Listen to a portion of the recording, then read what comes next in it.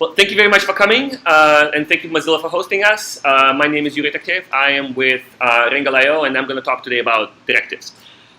Now, what I'm going to try to do is I'm going to cover some of the material that is covered often in directives tutorial, but what I try to do is to bring a little bit of a pragmatic slant to it and focusing on not so much here are the different features that directives offer you, but more on when do different features make sense and when not make sense, sort of based on our experience working with directives. That's why I'm calling it developing custom directives, when to do it and when not to. So first, I'm assuming here, so this is mostly targeted for people who have worked with Angular and who probably have encountered not obviously directives themselves, but also custom directives. So I would say the target audience really is someone who have looked into directives, maybe have built some directives, but still has some questions about it. That's where I'm going to sort of shoot for. But just as a way of kind of bringing us all on the same page, let me just, so here's an example of directives that we get out of the box. Now, this chunk of code actually shows two different kinds of directives. One of them, to highlight the two types, right? We see our dear beloved ng repeat in the middle, as I'm sure all of you have, if you used Angular, you've used ng repeat. It will be kind of hard not to.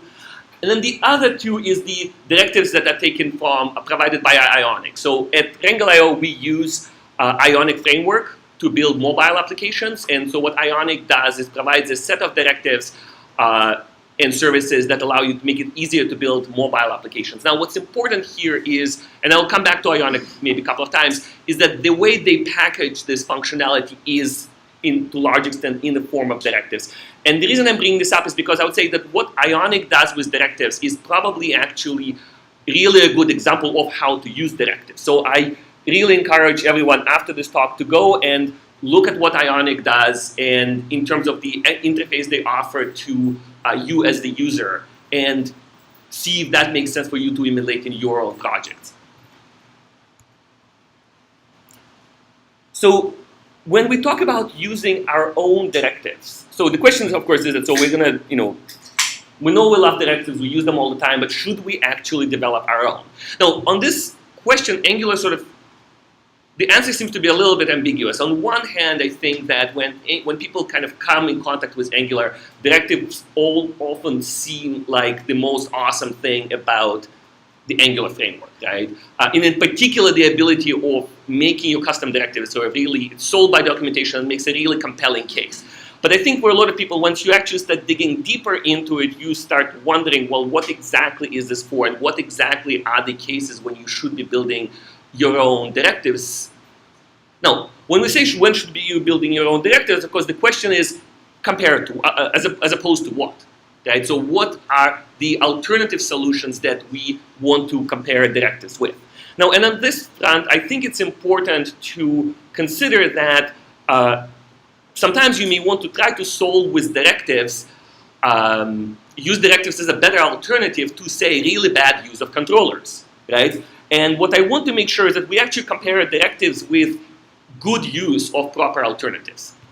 So the most important thing is, let's compare directives to using skinny controllers. Now, I would sort of hope that everyone here is on the same page about what skinny controllers are and why they're important, but it's just such a important, it's a singular most important thing I think you need to singular most important best practice I think about Angular that everyone needs to adopt. So I'm just going to go and spend 5 minutes talking about skinny controllers. So this is the kind of code that you should never be writing in Angular. So this is an example of an Angular controller which is going to be presumably bound to some button where you're going to make a call to place an order. And what you're going to do in the side of this controller, you are going to loop over the items in the scope, and you're going to add them up, and you're going to multiply them by HST, and you are going to get your total, and then you're going to make a post, an HTTP post, and then you're going to do something with the result. So this is something that you should never ever do. Now the reason you should never ever do is because this is nightmare to maintain, and this is nightmare to test, and it always sort of starts seemingly simple. You're like, oh, this controller, it only needs to have like 3 lines. But it gets worse, eventually, those 7 lines are going to turn into 15 lines, they're going to turn into 50 lines, and before you know it, you have an application which is mostly based in controllers. I mean, and this is so common that I see people nodding. Yes, exactly. So what's the alternative? The alternative is skinny controllers. Skinny controllers means that everything that can be done in services is done in services. And really, this is the criteria. Can it be done in a service? Then it goes into a service. Now, practical, what does this mean? Usually, almost all data manipulation can be done in a service. Perhaps less intuitively, if when you want to do heavy-duty DOM manipulation, you can also do that in a service. And so what you really want to focus on in your controllers is specifically the UX, the binding part between the interface and the sort of the dispatching of those. So here's how your controller should look like for place orders. You have a service called orders that accepts an array of items, that has a function called place order that accepts an array of items that returns a promise, and the promise that it returns will get resolved positively if the order was placed successfully, and it will get rejected if for some reason the order didn't work out so well. And so what your controller should do is only those parts that your service cannot.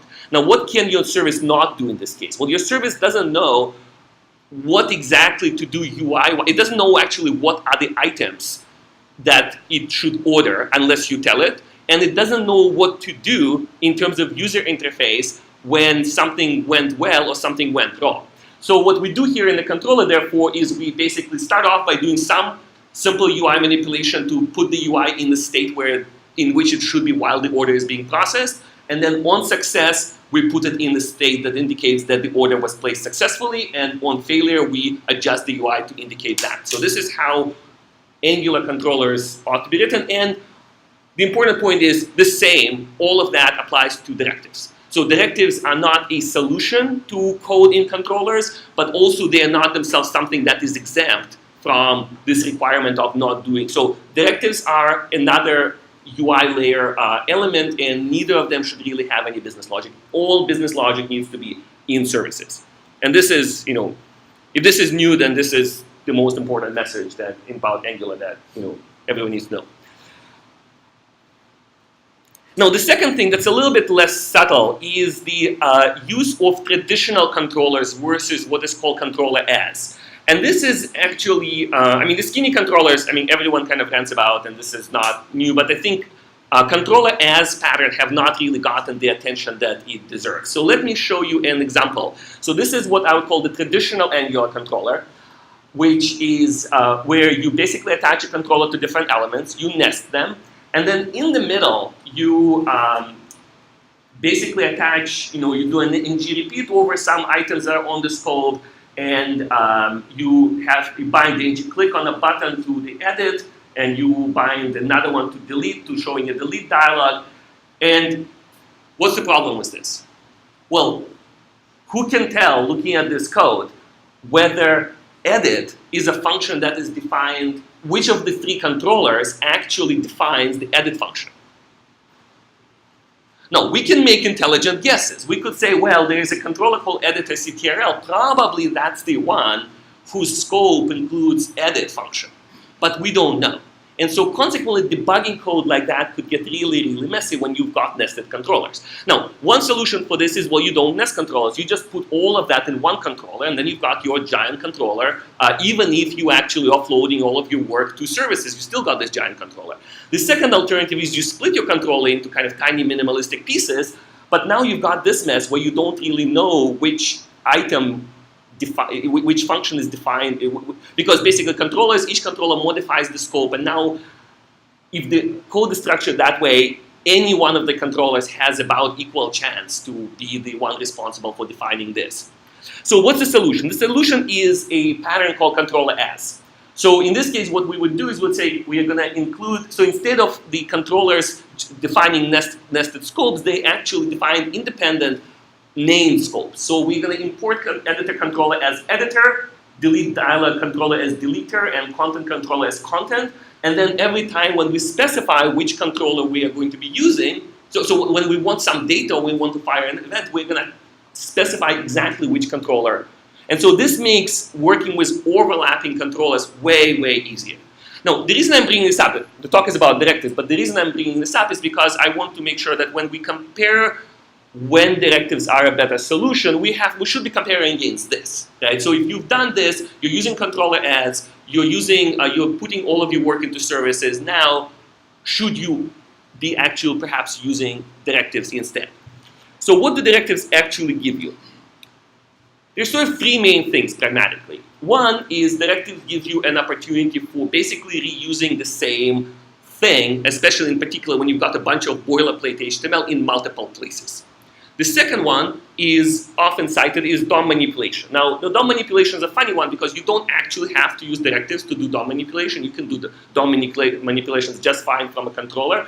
And really, of course, in the Angular world, you should be probably avoiding DOM manipulation in most cases. Now, there's sometimes good reasons to use it, but every time you are getting into DOM manipulations, you really ought to ask yourself, do I really have a good reason for that?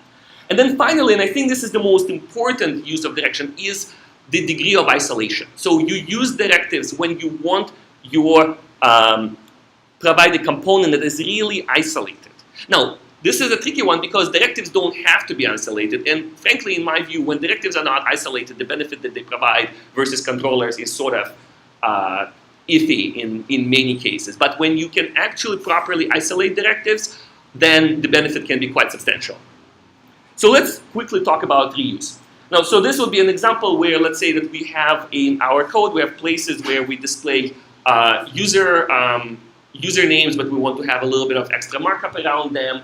We don't want to repeat that markup, and so we're just going to do this, right? We're going to have Acme user, and so where Acme user is going to be our directive.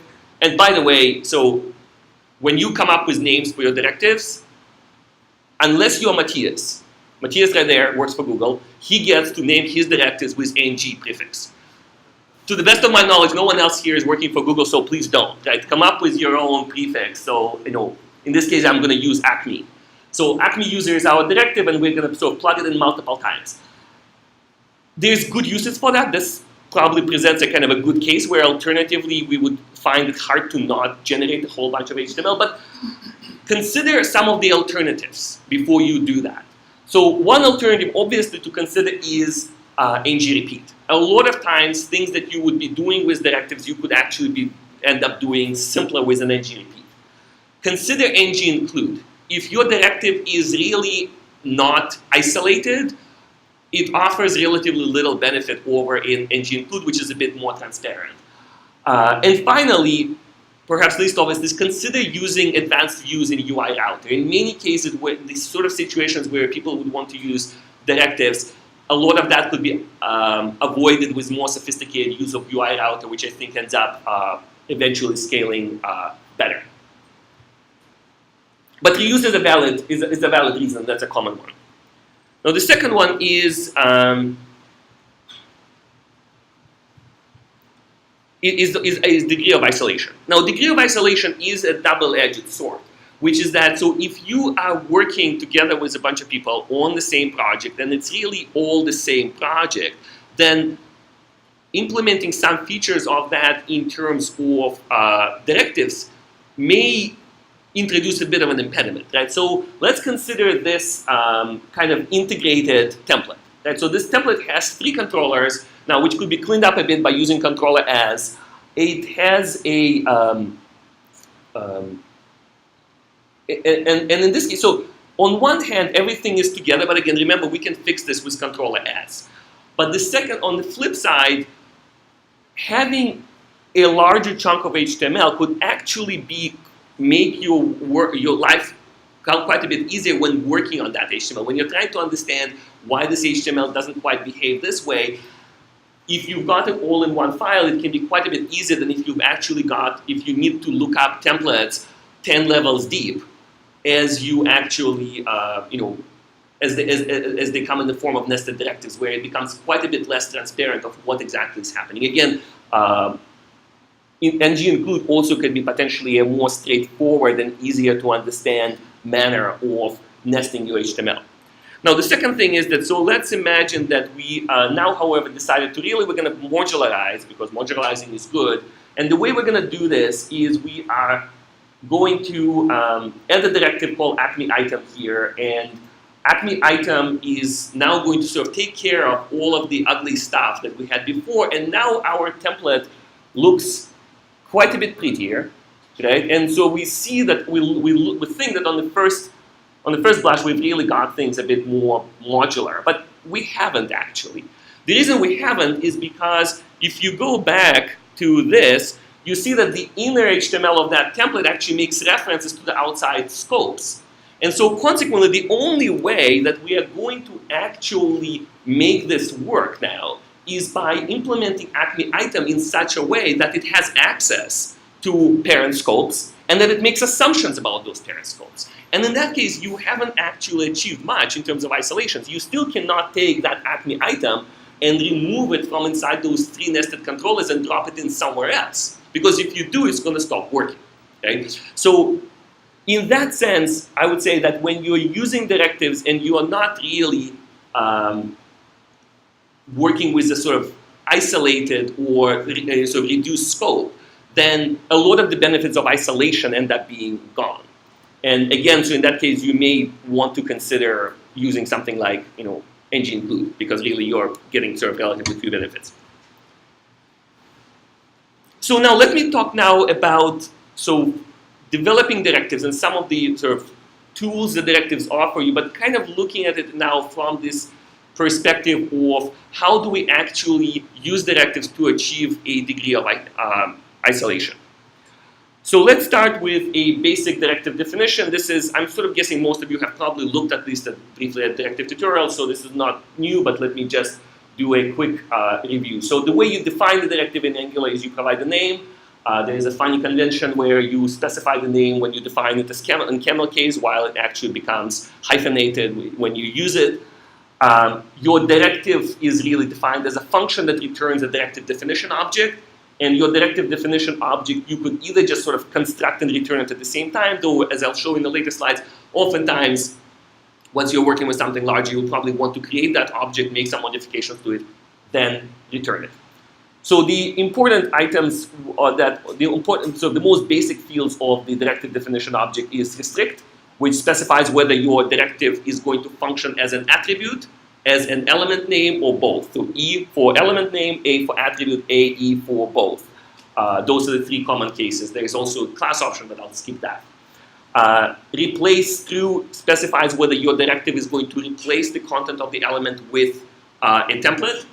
And scope is an important one. Now, with scope, you have a few options. So your directive will ultimately be making use of scope, and you need to decide, will it have access to the full scope of the parent?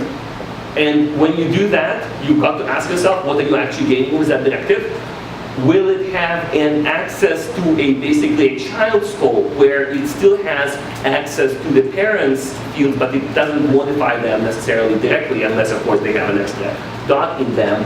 In which case you would use scope colon true, and you are still at that point ought to be asking yourself what exactly you're gaining. And the more serious approach is where you're starting off by defining your custom, your isolated scope. So you specify that your scope is an object, and that object to start off is going to be just blank. Now, so in this case, this means that this directive is going to get created with no scope whatsoever. And then finally, we provide the template. The template is the HTML that is going to replace the initial. So if we basically leave it at that, then what we're going to do, what we're going to get is whenever we use Acme user, we're going to get span user, where user is an actual word user instead. Not very exciting, not very useful. So now let's see of what can we do that will be a little bit better than that. Right, so let me mention quickly transclusion. Transclusion is a fairly simple idea. Your directive, since it's an HTML element, it can have children, so you get to decide what do you want to do with them. You could, if you just simply replace the directive element with the template, then you're going to end up, whatever was inside of it is going to be gone. But if you want, you can actually put it somewhere, you can wrap it. So you wrap it using ng transclude directive, and you then need to add an extra field called transclude to. So in this case, we will now get whatever we already had inside, plus the word user, again, not particularly exciting. So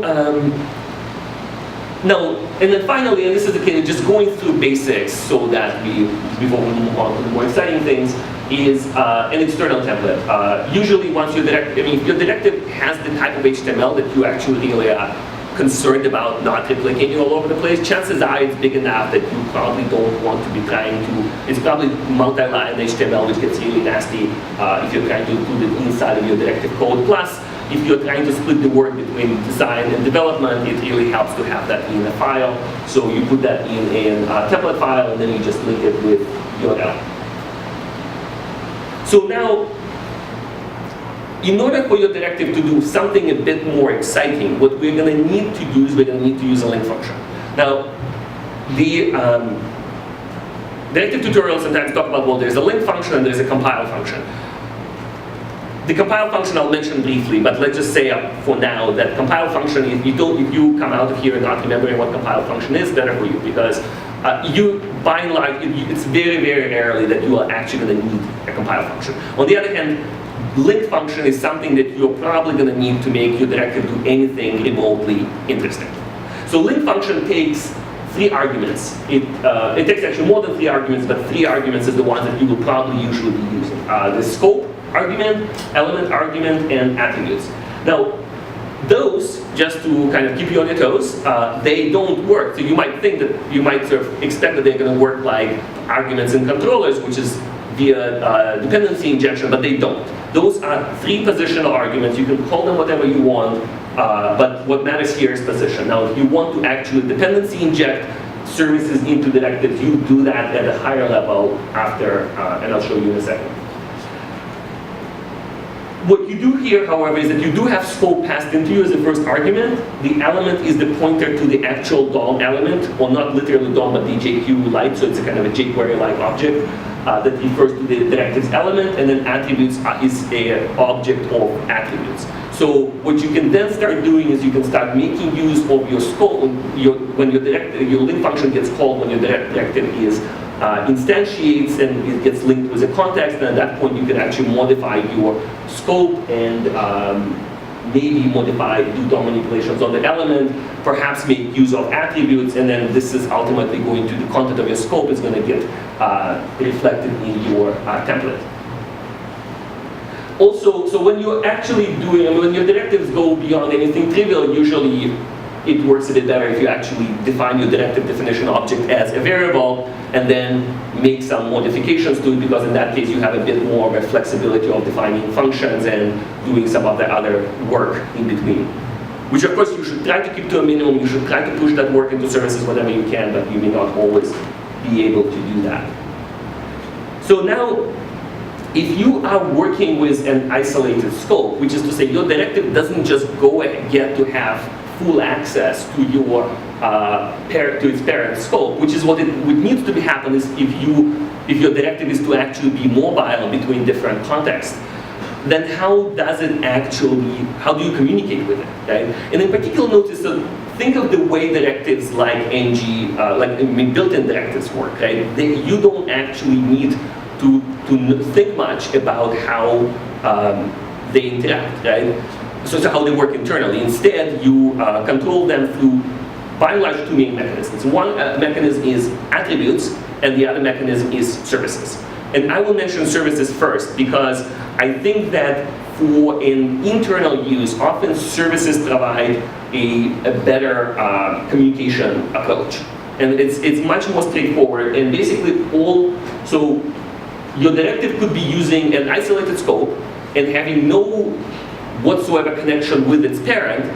However, it could still interact with the rest of the application simply by virtue of injecting a service and then using that service to get additional information and to fire events. So for instance, in this case, our user representation avatar directive injects the user's service and uses the service that is, might offer us a whole bunch of different methods. Maybe we can, ban a user, maybe we could, delete a user, maybe we could do, activate, deactivate, get their name and what's so on. And what we're doing,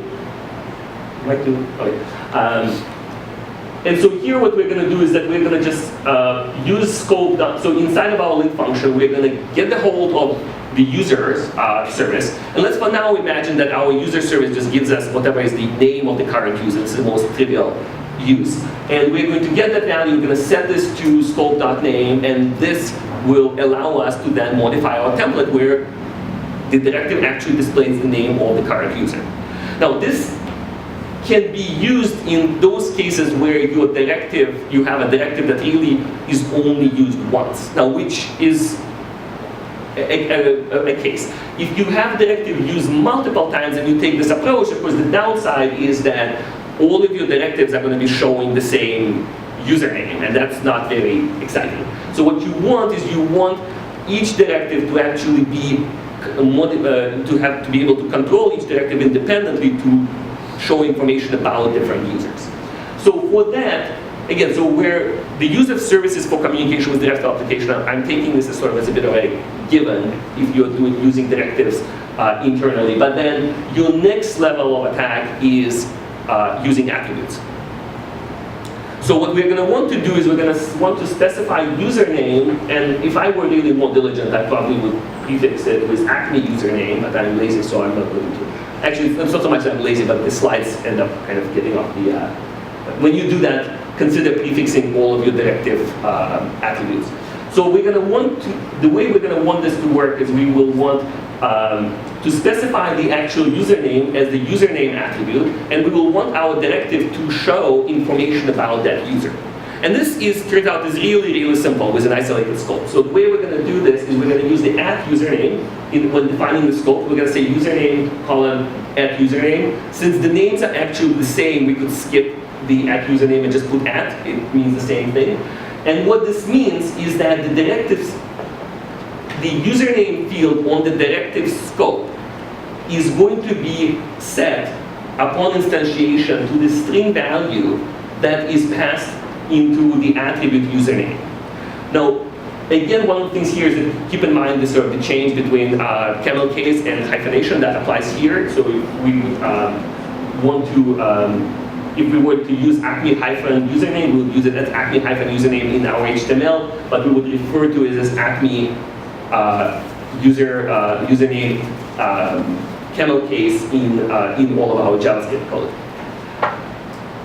So what this allows us now to do is, now furthermore, the next step that you could do with this is instead of, if you don't actually know, if you don't want to specify the username up front, where in this case in our HTML we literally put Alice, we could instead use interpolation. So we could put double curly brackets username, and then Angular will fill in the right username, and what our directive is going to get at this point is a string that whatever that interpolation template got filled with. So once we have that, we can now make a call to a service, right? And again, this is where, I'm saying skinny controllers and skinny directives. So we are going to assume that our directive is really, really lazy. So we're going to take the user service and do users.getUser. We're going to provide the scope username, which really means providing the name that got passed into us through the attributes. And the result we're going to put on the scope, and so now on our scope we're going to have an object representing the user, and in our template we can start making use of that.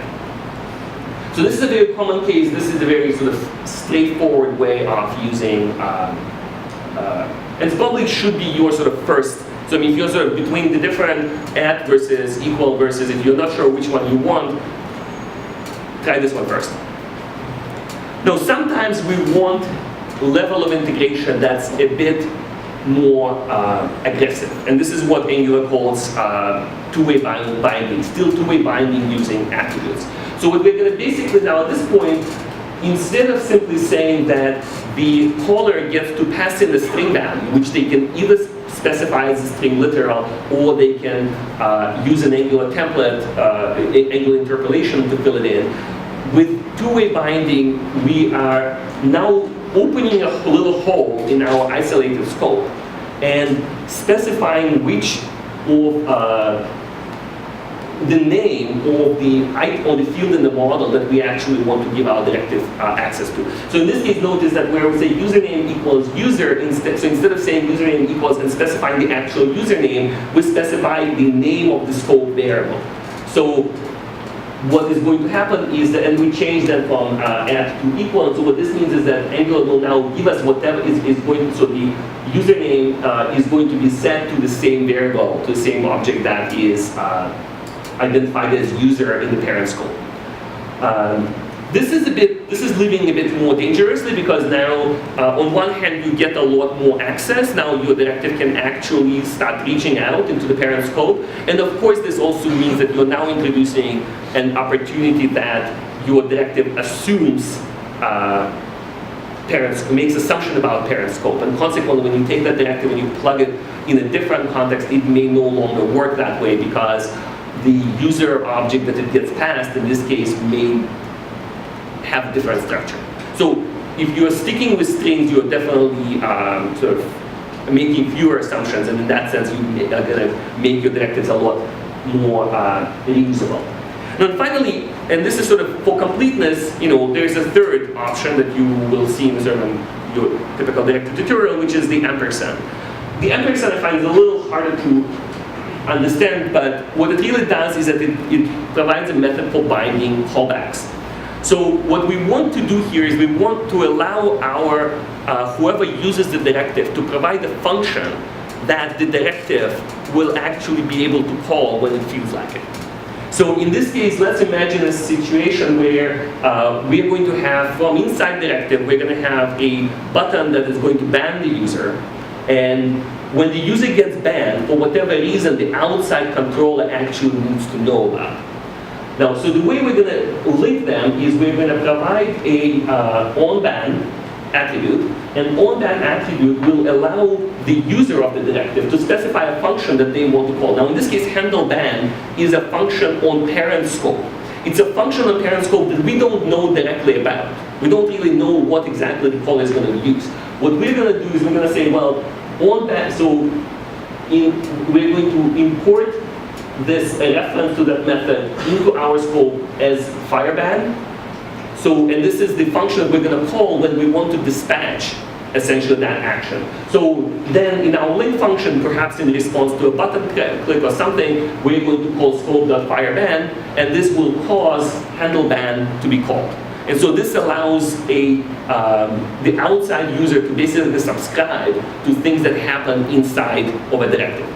Now, this is a bit complicated to explain, and I think often than not probably unnecessary. Because I would recommend in most of the, if you're looking at something like that, consider using a service instead. Consider that you've got your user service that represents state. So really, maybe what you should be doing is you should be doing like a situation like that. You should be calling scope user, .ban, and then your outside controller, instead of trying to communicate directly to directive, should instead actually subscribe to a notification about the user getting banned. Subscribe that via the service. So for instance, your service could actually implement a method onBan where you get to provide a callback. I think in most cases, this will actually give you a bit more flexibility, and in particular, it will isolate your directive from your controller. Because again, notice that in that case, we are now linking our directive with the controller. The directive makes certain assumptions about the controller, and now the controller makes a lot of assumptions about directive. And I think if they communicate via a service, you could often be better off. So now this approach of basically linking directive with the outside world via attributes that get basically translated in a semi-magical way into your scope variables is only one way that you can actually access those attributes. There's another way which works with your scope being completely isolated, which is that when your link function gets called, the third element argument to it is an object of attributes. This is an object of attributes that were specified on that directive element, and you can help yourself to them.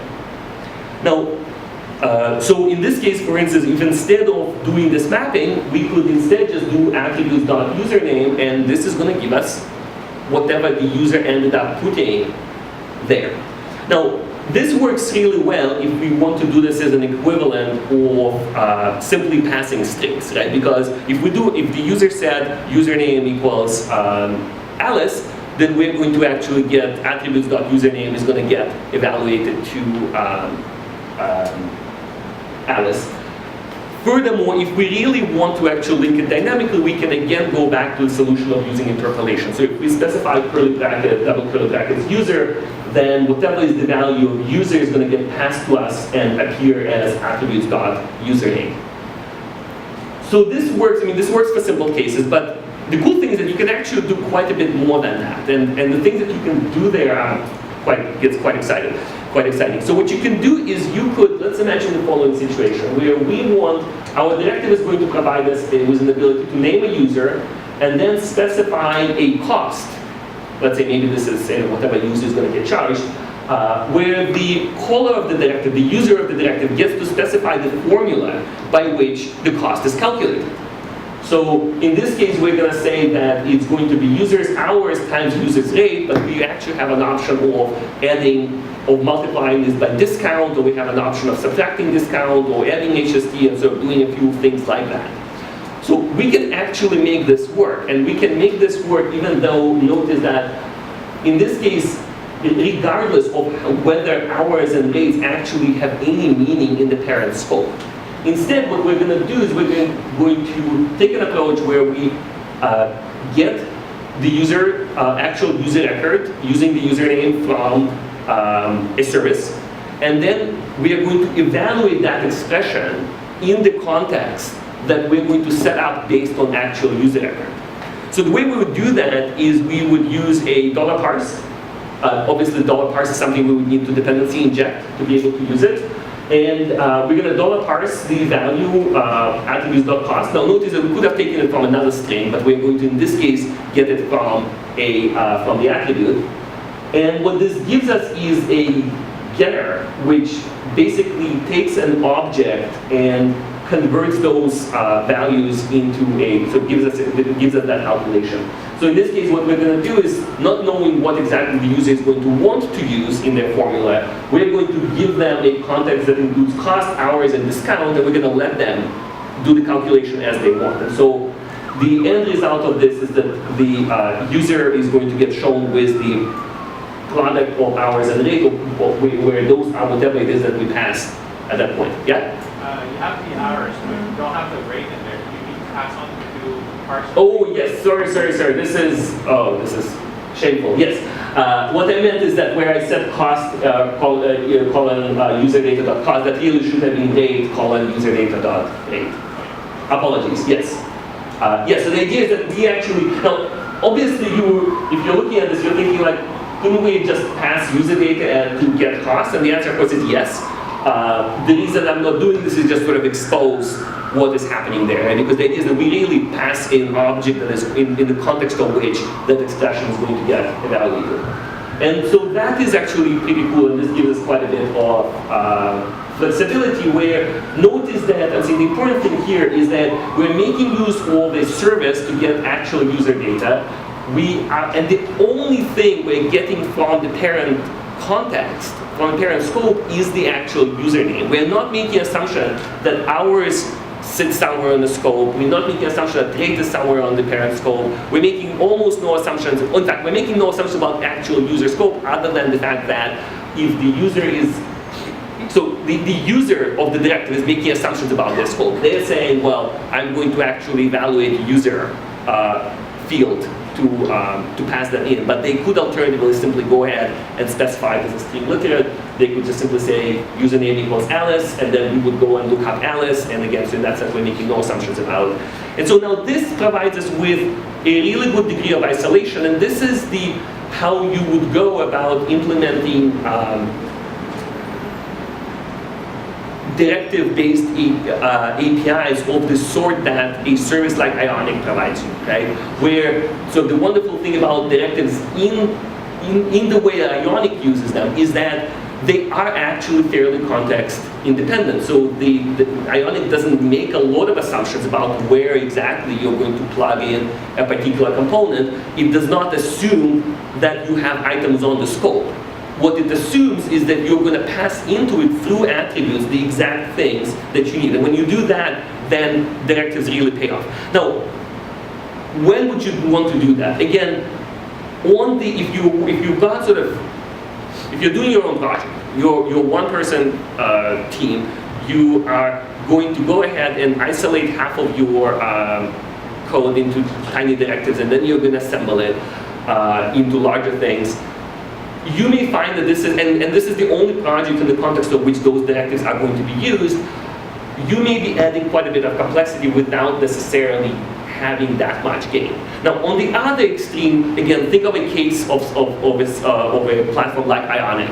Right? So they want to actually be able to provide components that are truly reusable, which could be used in a wide range of contexts, and that's where, so now in between there are situations where maybe you have one team that provides the foundation where the other team is building sort of applications out on that.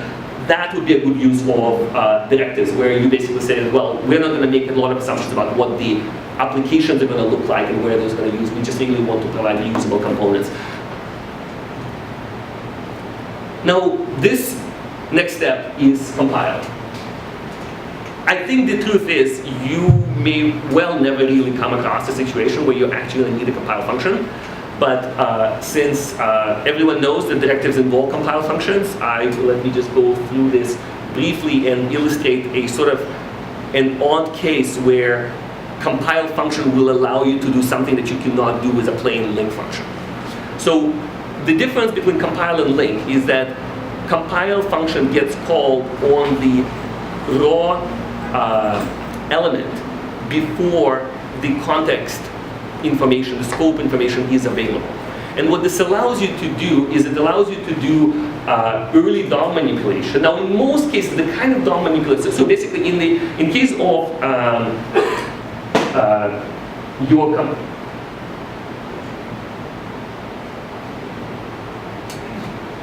oh, sorry, yes, I just got over.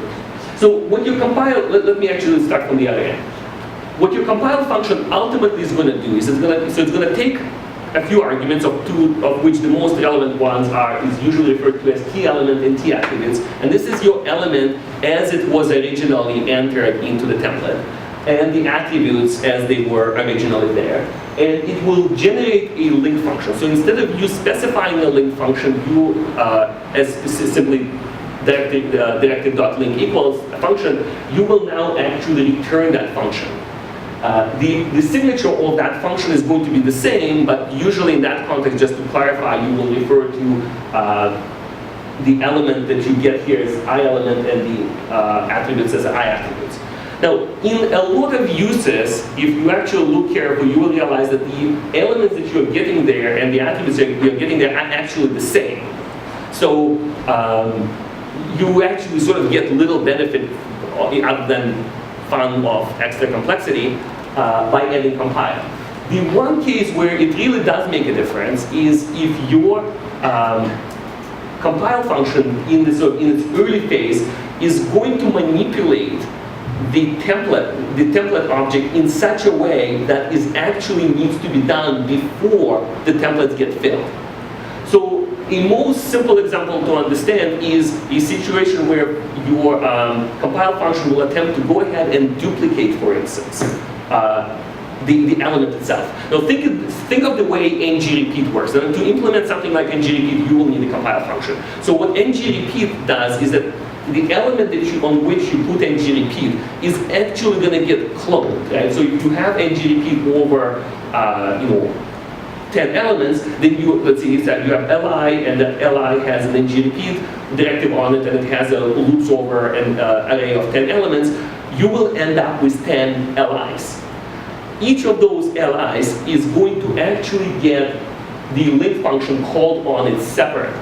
But before you do that, so each li already, each individual li with its individual context already needs to be in place when the link function gets called. So in order for that to actually be possible, however, you first need to actually do this duplication. And this is something that you can do with a compile function. So in this case, we are doing a case where we're going to simply go ahead and duplicate the element. So whatever our directive template was, we're going to look at the repeat attribute, and if we say repeat 5 times, then whatever template our directive uses, we're going to just have it 5 times. And the way we do that is we start off by creating a new div. We are going to clone the element for each of the however many times it takes, and append each one to this wrapper element, and we're going to then replace the original key element with the wrapper. And then, only then, we're going to return the link function, and what the Angular will then do, it will call link function in each of the 5 clones. So we will end up with that content duplicate 5 times. So this is the sort of thing for which you would actually want to use compile. If this does not sound like the kind of thing that you want to do, then you probably don't really need to be looking at compile. 99.99% of stuff that you want to do with directives can be achieved with just plain directive.link. So now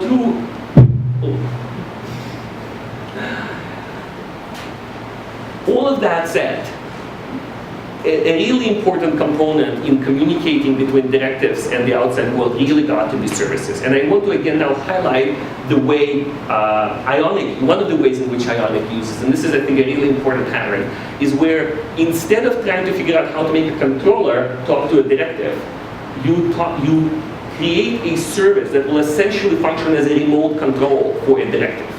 So in case of Ionic, for instance, Ionic has a slide box component. So you create that and then you slide. Now, what you will sometimes do is you will want to push data into it. So, and when you actually do that, you may want from somewhere outside, you may want to switch the slide box to a different slide, or you may want to simply update the slide to reflect that your sort of data has changed. So the way you would do that in Ionic is you do not actually need to get directly a handle on the directive itself. Instead, when you instantiate the directive, you assign it a handle to it, and you will then use Ionic Slidebox delegate service to control that directive. So see, think of this service as kind of working as a remote control for your directive. And I think this is a pattern that really goes a long way for directives. Now, this can also be used in reverse. Your service that is paired with your directives can also be used, can also provide you a method that you use to subscribe to events that happen inside the directive. So in the example I mentioned before, for instance, we may want to say, have a user service to have a on-band function, which a controller could subscribe to be notified, or better yet, perhaps another service would subscribe to get notified when a user got banned via a directive. So in this case, we're not linking trying to link directly to different UI elements, but instead they both talk to the underlying business logic. Another use of services when it comes to directives is DOM manipulation. Now, this may seem like a little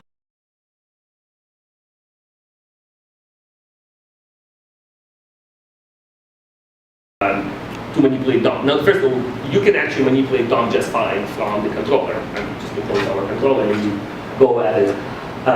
For really simple DOM manipulation, it does end up being a bit cleaner if you're doing it from a directive than from a controller. But for any sort of serious DOM manipulation, you may really want to look into offloading that work to a service. Now, and again, it may seem a little unintuitive, but there's no reason why you can, a DOM element ultimately is an object, and you can pass that object to a service, and that service can manipulate that DOM in relative isolation from all of the scope issues, right? So now, the use case for that is the service will not have access to your scope. The service will just have that DOM, and it will manipulate that DOM perhaps in comparison, in reaction to some service. So where this pattern really can come in handy is when you're chasing performance. This becomes especially important on mobile. So for instance, if you're working on, so you're doing something like infinite scroll, and on a mobile, right? If you try to do an infinite scroll on mobile, sort of naive way with using ng repeat, then God have mercy on your soul. And ultimately, if you want to actually work it, and if you want to work it on all devices, you really will need to get dirty with good old, like on down to the metal DOM manipulation code. The catch is, and there's nothing wrong with that. The important thing is that what's really bad is when you have got DOM manipulation code that's sprinkled all over your code. But if you've got DOM manipulation code that is implemented as a service, that takes a specific element and makes targeted manipulations with that element that could give you tremendous performance improvements. Obviously, it's expensive, so expensive in terms of your time. It ends up being cheap in terms of resources, in terms of your phone resources, but it can be very expensive in terms of your time. So you have to use that in moderation. But using it, putting it as a service really allows you to isolate it and also to test it independently.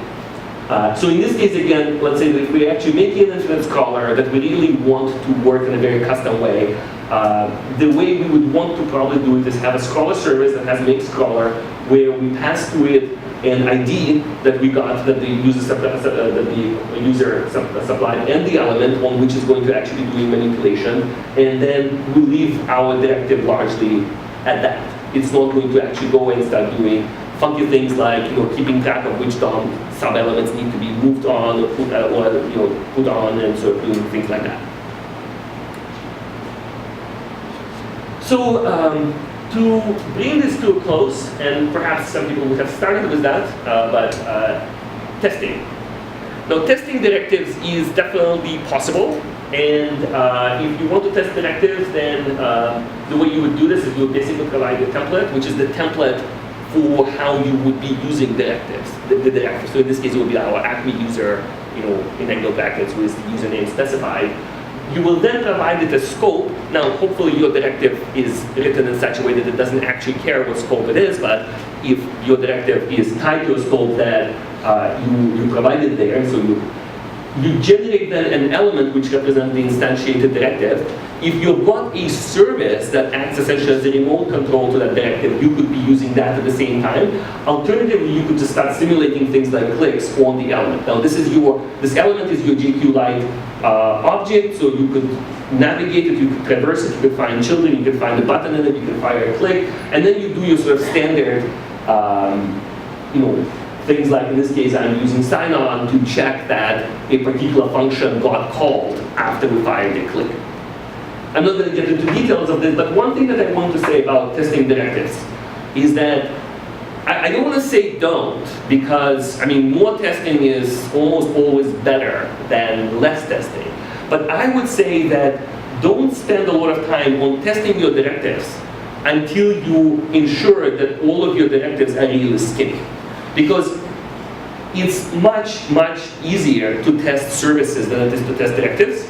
And your code, so if you only have, if your test is structured so as only to test services, but your services are like 80% of your code, then you've got 80% of your test coverage, which is not perfect, but not too bad. Now, so if you find yourself in a situation where your controller, your code is mostly either in directives or in controllers, and you are thinking of how am I going to test this, consider, instead of figuring out how to actually do directive tests, consider first to actually refactor your code so that all of that stuff is actually done in services, so that you end up doing everything with, so you can rely primarily on service level tests.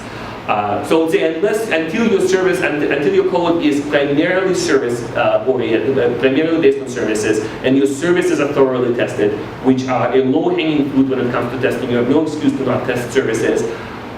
Then you could start testing the remaining 20%, 10% of your code that's in directives. So thank you very much, and questions?